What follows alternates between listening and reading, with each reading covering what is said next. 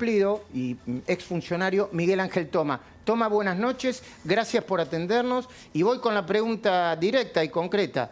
¿Ya se probó que usted fue espiado, que le pincharon los teléfonos y que se encontraron desgrabaciones de las pinchaduras de esas comunicaciones en su caso y con quien haya hablado? Sí, efectivamente, Luis, buenas tardes. El juez, una vez que fue sorteado, después del allanamiento, como usted bien señaló, por parte de Bonadío, cuando me entero de que había carpetas que me involucraban, me presento como querellante. Efectivamente, el juez hizo todas las actuaciones que corresponden en estos casos. Concretamente, pedirle a los operadores telefónicos si había alguna orden judicial que justificara esas escuchas, no las había. Y bueno, y a partir de eso continuó el juez desarrollando la investigación respecto de otras carpetas, porque no era la única, no era la mía. Estaban involucrados dirigentes políticos, caso de Reutemann, de Narváez, empresarios, incluso la desgrabación de teleconferencias.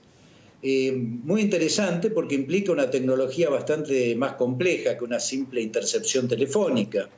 De manera que queda claro que hay tres preguntas que seguramente van a tener que plantearse.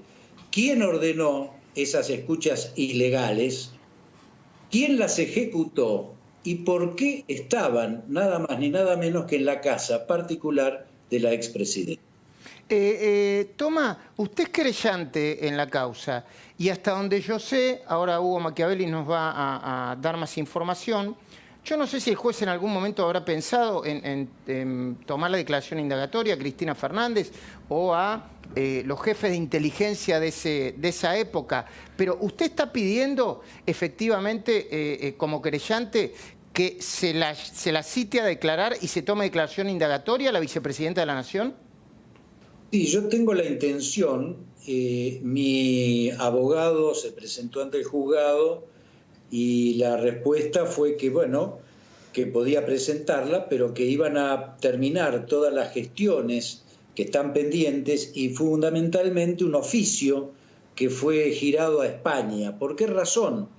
Porque una de las carpetas encontradas tenía una desgrabación de esa videoconferencia de directivos de Repsol Argentina con la casa matriz. De manera que entiendo, por lo que señaló el magistrado, que una vez que se complete la respuesta que se está esperando de España, efectivamente quedaría liberado el camino para convocar en indagatoria a la expresidenta. Toma, obviamente usted no tiene obligación de responderme esto, pero yo se lo quiero preguntar.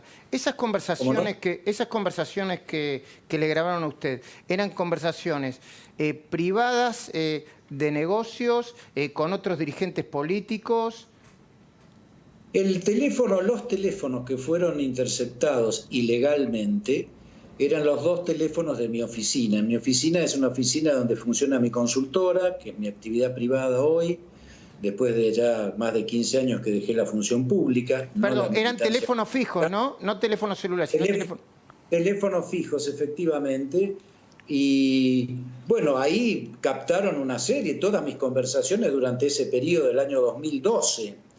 Eran no solo la captación y transcripción de mis conversaciones telefónicas, Luis. Además, existía un análisis detallado de las personas con las que yo me comunicaba. En general, personas vinculadas a la actividad que yo desarrollo. No le entiendo, Tomás. ¿Cómo un análisis detallado? ¿Una especie de biografía? No, un análisis de cada una de las personas con las que yo hablaba, es decir... A ver, si usted hablaba con Martín Tetaz, por ejemplo, ¿había una ficha de Martín Tetaz? Había una ficha de Martín Tetaz, había una ficha de todas las personas, o casi todas las personas con las que yo hablé durante ese periodo. Y es más, Luis, en un caso se determina que yo iba a tener una reunión, porque surgía de esa conversación, con una persona en Uruguay, cuando iba a estar de vacaciones, y ahí se hace un análisis de la reunión que yo tuve en Uruguay, de manera que... o sea que, perdón, a ver si entiendo bien, Sí. Ayúdenme, chicos. Le pinchan el teléfono. Se enteran Sí. de que usted iba a tener una reunión con una persona en Uruguay. Tal cual. En Montevideo, donde sea, no sé, en Uruguay, ¿no? En Punta del Este. En Punta del Este. Usted se encuentra con esa persona en Punta del Este, ¿no? Efectivamente, me encuentro con este amigo y su esposa, yo voy con, ¿Le con puedo mi esposa preguntar, también. si era un hombre de la política o era Era un hombre de la política dedicado en ese momento a la actividad empresaria, un viejo amigo mío, le voy a dar el nombre, José Luis Manzano, concretamente.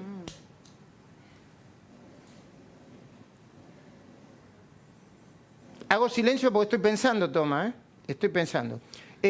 Bueno, también otros políticos con los cuales yo me comunicaba, independientemente, porque claro, como estaban interceptadas todas mis comunicaciones, hasta estaban las comunicaciones con mis hijos, por ejemplo, o con mi esposa, de manera, y con otros políticos, por supuesto. Incluso, le agrego más, Luis, en la consultora yo tengo dos socios. Uno de ellos fue particularmente evaluado en una ficha que consta en esa carpeta, donde se investigó por la sola razón de ser socio en mi consultora.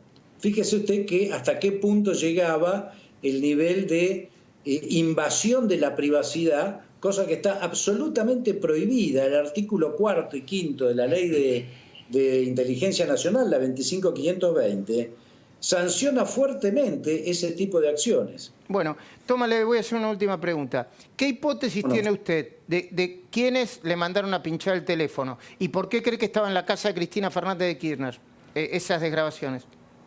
Yo creo que eso fue trabajo de lo que se fue gestando en la Argentina a partir del 2010, que era una inteligencia o un espionaje, una estructura de espionaje ilegal y paralela. Yo cuando tuve oportunidad de ver esos informes eran profesionalmente muy bien hechos, pero no tenían la tipología propia de los informes hechos por la Secretaría de Inteligencia, pero era hecha por profesionales. Mi apreciación, Luis, sintéticamente, es que eso fue producido por esa inteligencia paralela e ilegal que se gesta en la Argentina a partir del 2010. Si usted observa las leyes de presupuesto del año 2010 al 2014, va a ver que los fondos asignados a la inteligencia militar en un país que no tiene hipótesis de conflicto crecen el 156%, mientras que los fondos asignados a la inteligencia civil, que es la que está controlada por el Congreso, se mantienen estables. Me parece que es bastante claro de dónde provenía esa actividad ilegal. Sí, usted está hablando de... No recuerdo si en ese momento el jefe del Ejército o de las Fuerzas Armadas era César Milani. El jefe de la Jefatura 2 de Inteligencia de Ejército era efectivamente el general Milani. Gracias, Miguel Ángel Toma. Muchísimas gracias por este contacto. Gracias a usted, Luis. Un abrazo. Impresionante. Hugo Machiavelli, ¿qué información hay de último momento o la más avanzada sobre esta causa? Buenas noches. Adelante.